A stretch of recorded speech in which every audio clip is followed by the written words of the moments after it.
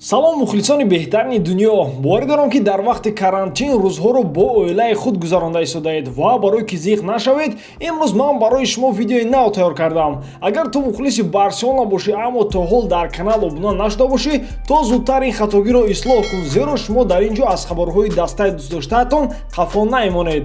агар ин видео 1000 лайк гирад, видеои навбатӣ тез мебарояд. ҳамада тамошои хуб, рафтем.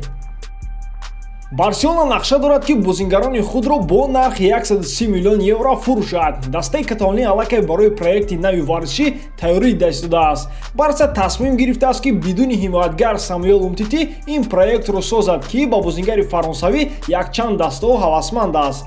довталаби асосӣ ба Умтити Манчестер Юнайтед ба ҳисоб меравад. тибқи маълумоти sport.es Барселона ин корро барои он мекунад ки ҳисоботи молиявии дастаро кам кунад. мувофиқи маълумоти рӯзноманигори боэътимоди ESPN Моисес Лоренс, Барселона як гурӯҳ ҳуқуқшиносонро киро кардааст, ки дар тобистон Неймарро баргардонанд. якҷоя онҳо се стратегияи бастани шартнома бо Неймарро пешниҳод карданд.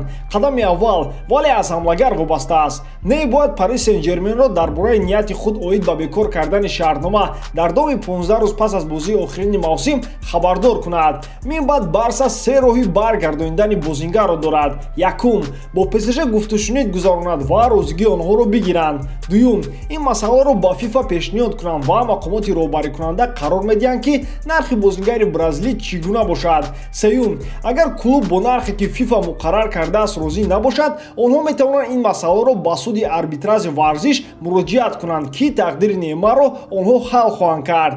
ёдовар мешавам ки ПСЖ тобистони соли гузашта рад кард бозингарро сар диҳад ва ба ӯ 300 миллион евро нарх гузошта буд. вақти реклама. дӯстон, сарпарасти видеои мо ширкати 1x мебошад. онҳо на танҳо моро дастгирӣ мекунанд, балки дастаи барселонаро. барои дастгирии канал ва пешрафти мо ба ссилкаи комментария буда даромада бо промокоди BARSATG соҳиби 6500 рубл шавед. дастгирии шумо пешравии мо.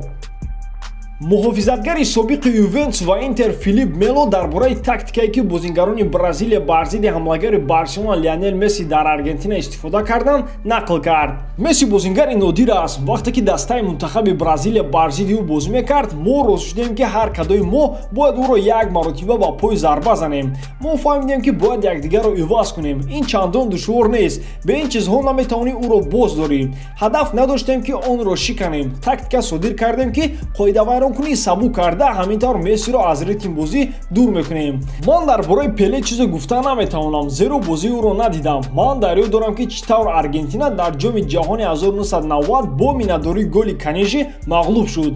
бразилиё ҳоло ҳам мегӯянд ки Зико беҳтарин аст, аммо ман ӯро бори аввал дар майдон дар бозии марҳилаи хайрбод дар Маракан дидам. ҳамин тавр ман гуфта наметавонам ки Пеле, Марадона ё Зико ба ман чун падидае ба назар мерасанд. ман бозии Мессиро дидам ва ин ғайриимкон аст. вай аз Криштиану Роналдо беҳтар аст, зеро Криштиану метавонад 5 гол занад, аммо Месси 5 гол зада боз ба ҳамдастагонаш ёрӣ мерасонад. барои ҳамин ӯ беҳтарин аст, гуфт Мело. болзашине ки Барселона Филиппи КОУТИНÖ ки айни ҳол ҳамчун иҷора дар Бавария ҳунарнамоӣ дорад, метавонад ба Челси гузарад. чихеле ки Диарио Спорт хабар медиҳад, клуби лондонӣ аллакай бо Барселона тамос гирифтааст, то дар бораи шартҳои иҷораи бозингар барои мавсими оянда бо ҳуқуқи харидорӣ маълумот пайдо кунад. ғайр аз он, намояндагони Челси бо КОУТИНÖ гуфтугӯ карданд ки чӣ гуна ӯ ба кӯчидан ба Англия робита дорад. ҳалли масъалаи КОУТИНÖ яке аз афзалиятҳо дар трансфери тобистона мебошад.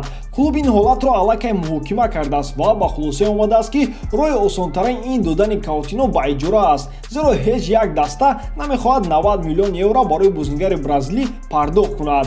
Челси омодааст ки тамоми музди маошро ба КОУТИНÖ супорад ва инчунин метавонад маошро болотар бардорад. дар маҷмӯъ 30 миллион евроро дар як мавсим ташкил медиҳад.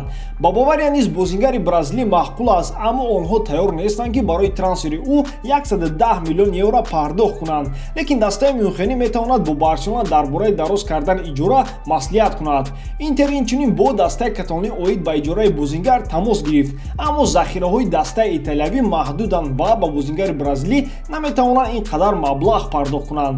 бо вуҷуди ин КОУТИНÖ метавонад ба трансфери ҳамлагари Интер Лаутаро Мартинес дохил карда шавад. Дар ҳоли ҳозир Барселона ният надорад ки КОУТИНÖро дар КОУТИНÖ боз як шанси дигар диҳад, гарчанде ки сармураббии даста Кике Сетьен ба бозгашти ӯ зид нест. Дар ин мавсим КОУТИНÖ дар Бундеслига 22 бозӣ дар Бавария гузаронда 8 голу 6 паси головар додааст. Лайк кун агар хоҳӣ ки КОУТИНÖ ба Барселона баргардад.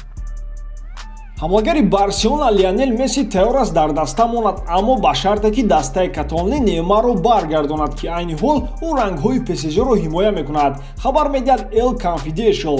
Ба хабари сомона бозингари аргентинӣ дар даста хушбахт нест. ӯ аз фаъолияти варзишии даста ва инчунин истеъфои Эрнесто Валверде ки бо ӯ муносибатҳои дӯстона дошт қаноатманд нест. Ягона чизе ки Мессиро дар даста нигоҳ медорад ин бозгашти Неймар мебошад ки онҳо бо ҳамдигар солҳои 2013 то 2017 бозӣ кардаанд. Дӯстон, шумо дар ин бора чӣ фикр доред? Агар Барса Неймарро баргардонда натавонад, Месси дастаро тарк мекунад? Ҳатман фикри худро дар комментария нависед. Ба ҳамин видео имрӯза тамом. Барселонаро дӯст доред ва канали Барса Тиҷиро дастгирӣ кунед. Дастгирии шумо пешравии мо. Бо шумо буд Муҳаммад Гаиров. Хайр. Дар паноҳи Аллоҳ.